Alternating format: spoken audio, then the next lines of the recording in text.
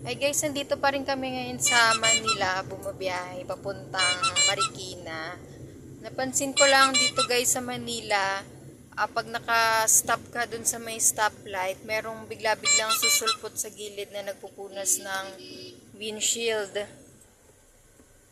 Yan. Kanina guys, yung nakahinto kami sa stoplight, nagulat na lang kami, bigla-bigla na lang may nagpupunas sa windshield namin. Kaya dapat laging nakasarado ang pinto pag nadaan kayo dito sa Manila.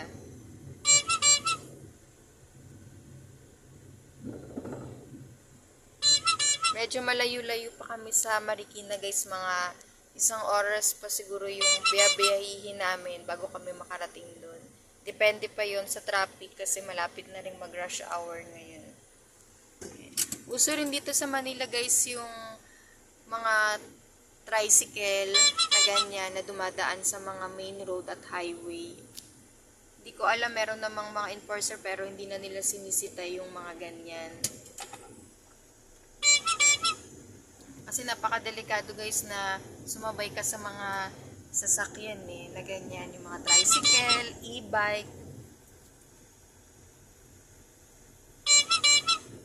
Katulad nun ni Kuya ay nakikipagsabayan sa mga sasakyan, may malaki pang bus.